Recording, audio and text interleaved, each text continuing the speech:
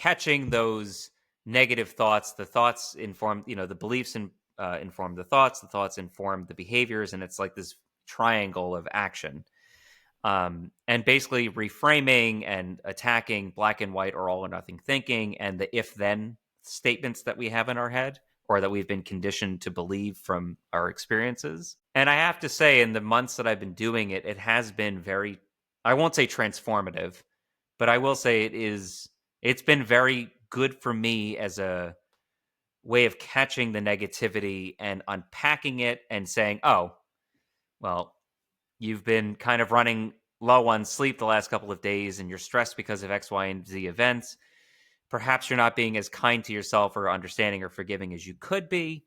And let's try to keep down the shoulds. Like, I should be doing all these things and really reprioritizing the wants. Like, what do I want to do in this, like when you reached out and we were talking, I remember thinking, I want to have this conversation. Like, I want to go into these things. Otherwise, I might become avoidant. I might, oh yeah, that sounds great, we'll talk, and then just kind of ignore it for a while or forget about it, whatever. But when I started reframing things into the I wants, I also began to realize, tying back to my mom kind of stuff, I'm not being selfish. Like, by acknowledging to myself what I want to do, I'm not inherently being selfish. I might be self-interested, and that's perfectly acceptable. It's Just like totally we talk normal. about. Yeah. And that's the craziest thing is, like, when you prioritize yourself and you prioritize your own care, you at first go like, well, maybe I shouldn't. Maybe I should be worrying about something else. And then you're like, no. If I want to jog or exercise, if I want to meditate, if I want to write my journal, if I want to record a podcast episode, I can do that for myself at a time that works for me or my wife or whatever. And that's not selfish. And I No, feel good doing that. but it comes from our past in knowing that if you do something wrong or you do something that your mother or father don't like, you could get beaten up for it or yelled at or Right. hurt in some way. So you Right. doubt whether you should do what you want to do and you become a Right. people pleaser. And Right. I don't know if we discussed that, but I've certainly been a people pleaser most of my life where I've gone to the point of, trying to make other people happy to get love in return. And it's just Right. completely the wrong way of going about it. Yeah. And to that point, the people pleasing thing and the all or nothing and the catastrophic thinking and everything, those early childhood experiences, the unpredictability of how is so and so going to respond, and like you said, what can I do to kind of shore up some credit with this person so that they will like me or love me more or show me some kindness, let's say, especially if you really like need it from a parent, and then you're still dealing with the, is this, are they going to respond in kind, or are they just going to kind of take advantage of that kindness and walk all over me, as it were? And then again, you're left going back to the drawing board of, wait, did this actually work or not? Is this actually how things work?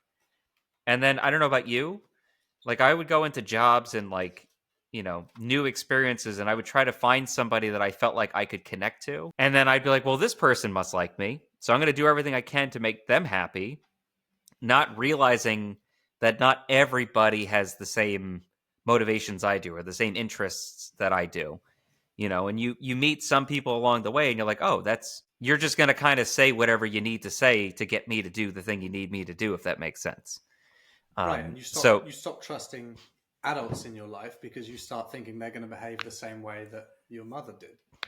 yeah, and then when you reprioritize yourself and hold yourself accountable, but also other people to high expectations, you begin to see who's truly kind of on your side or not. Whether it's a platonic friendship, a romantic relationship, whatever. I think that's how my wife and I work, is that we hold each other accountable to, I hold myself accountable to myself, but also to her, and vice versa. And, we'll have our arguments and all that stuff, and that's all part of it. But we keep the conversation going, and the whole focus is on what can we do differently next time, let's say, so that we can prevent a problem, or we can work towards a common goal, or, what are the ideas that you have on this situation, and what am I thinking, let's say, and how can we kind of collaboratively come together on a solution that meets both of our needs, if that makes sense. Um, and it's not a perfect system. It's just like with my parenting approach. Like I'm not the perfect husband or parent by any means, but I give a damn. So I'm going to try my best, and I'm not going to just give up on any hangups that might happen or any roadblocks that might happen, if that makes sense. Yeah, well, you can't be perfect. There Right. is no such thing as perfect, unless we're talking about, mathematics, for example.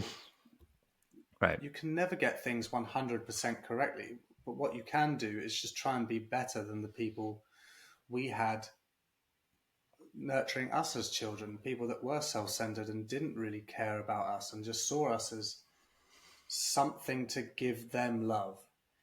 Did you Right. ever find when growing up that if you pleased your mother or your father or did something that they liked, they might treat you better for a short time because they'd had their needs fulfilled, regardless of whether or not you got your needs fulfilled? Um, I'm sure that did happen. Struggling to think of a specific example. I think anything and everything that I could do to make my mother look good it was good for Appreciated. her. Right. It was good for her, which meant it was in my best interest. But at the same time, it was very temporary. It was like currying favor with somebody for a short span of time until the next situation. Or if I did make a mistake, let's say, and embarrassed her in some way, then we'd kind of start over again. It's like this debt that you didn't know that you had to pay back that you could never pay back despite any and all efforts, once you kind of figured out the rules of the game basically. That's a great way of thinking about it. A debt that a short-term debt. What did you say? A short-term debt that you can't pay Yeah, back? it's kind of like it's kind of like it's kind of like if you were borrowing credit you didn't know you were borrowing in the short of the long term Right. that you didn't know you had to pay back, and then occasionally you just happen to pay off the interest or whatever, the capital on it, and you're like, oh, I guess I did something good here. But you also learn, or at least I learned pretty quickly, not to get too settled into that good feeling because the other shoe will invariably drop on some level, which, reinforces anxiety. Or if you're like me, if you focus too much in the past, it's a lot of rumination.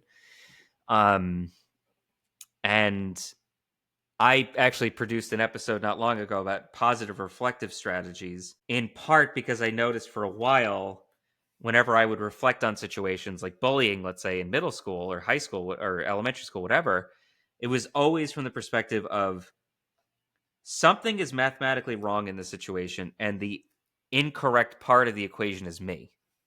Like I'm doing something incorrectly, so that's causing other people to not like me or not want to be my friend or not want to sit with me at the table, let's say. And then as I got older, like I'm approaching 40, when I got into my 30s more so, I began to realize no, that's the incorrect part is me assuming that I'm the problem. So It's di- yeah. no, but you go. No, please go ahead.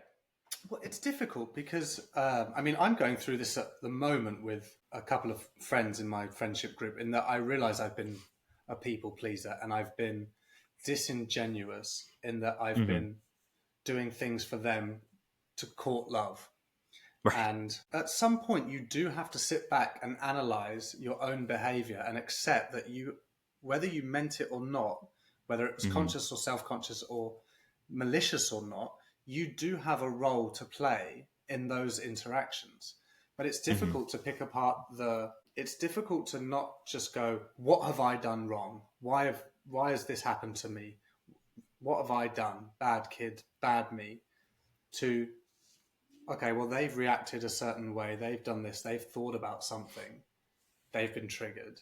But I must think that actually I could have done this slightly different, and perhaps they didn't like that. Maybe if I'd said this a slightly different way. I guess